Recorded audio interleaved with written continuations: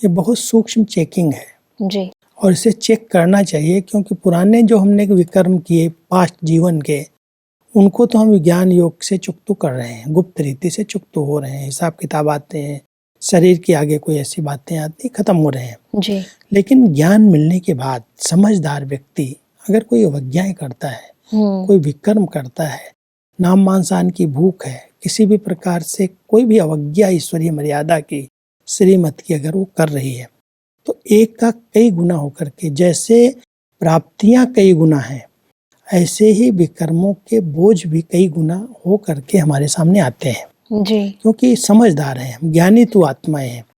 तो परमात्मा अपने बच्चों को कहते हैं कि ज्ञानी तो आत्माएं अगर कोई विकर्म कर लेती हैं, किसी कारण से, आलस के बस, अलबेलेपन के बस, संग दोष के कारण, नाम मान शान के कारण, बहुत सारे कारण हैं, और उन कारणों के कारण अगर ईश्वरीय मर्यादाओं में अवज्ञाएं हो रही हैं, तो जैसे वो हिसाब किताब बन रहा है, पाप चढ़ रहा है, बोझ चढ़ रहा है।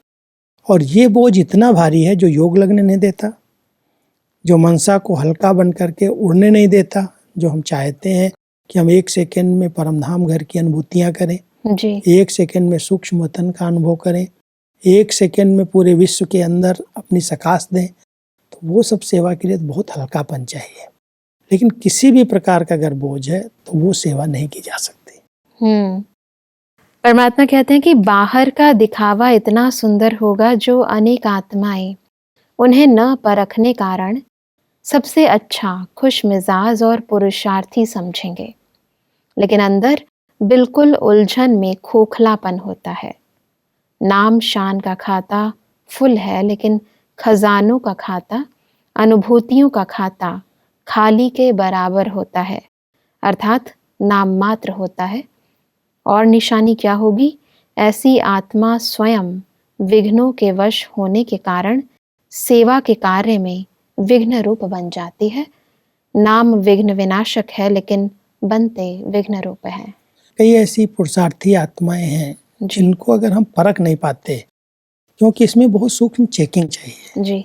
और बहुत अच्छी परखने की शक्ति चाहिए, नहीं तो कहीं भी धोखा मिल सकता है।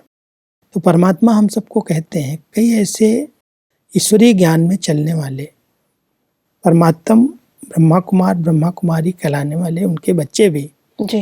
अंदर एक है, बाहर दूसरा रूप है। जी। बाहर से उनका रूप ऐसे है जैसे बहुत अच्छे योगी हैं, बहुत अच्छे ज्ञानी हैं, बहुत उनका भवका है, नाम है, मान है, शान है, सेवाओं में कुछ न कुछ कर रहे हैं, लेकिन अंदर खोखले हैं, अंदर में विचार शुद्ध नहीं है, पवित्र नहीं है, और वो कमी कमजोरी जो अंदर की है वो एक न एक दिन वो विघ्न रूप बनती है। इसलिए परमात्मा ने कहा कि इसलिए पापों की गहन गति को भी अच्छी रीति जानो। अब क्या करना है? वेस्ट मत करो और वेट कम करो। धर्मराजपुरी में जाने के पहले अपना धर्मराज बनो। अपना पूरा चोपड़ा खोलो और चेक करो, पाप और पुण्य का खाता क्या रहा हुआ है, क्या जमा करना है, और विशेष स्वयं प्रति प्लान बनाओ।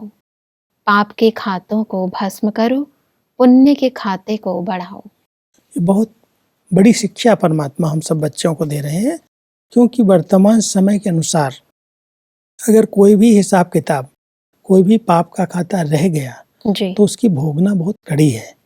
इसलिए खुद के धर्मराज हम खुद बने, माना खुद पर शक्ति स्वरूप बन करके अपनी सूक्ष्म चेकिंग करें कि अगर मेरी स्थिति ऊंची नहीं है, अगर मुझे छोटी छोटी बातों में अपसेट होने की आदत है, बार बार हमारा मूड परिवर्तन हो रहा है, योग के गहन गहरे अच्छे अनुभव नहीं हो रहे हैं, कुछ न कुछ ऐसे पाप भी हो रहे हैं, उन पापों पर हम ध्यान दें। अवज्ञाएं जो हो रही हैं उस पर अगर हम ध्यान देंगे तो हम सहज रीति से इन पापों से मुक्त हो सकते हैं, जी। विकर्मों से बच सकते हैं।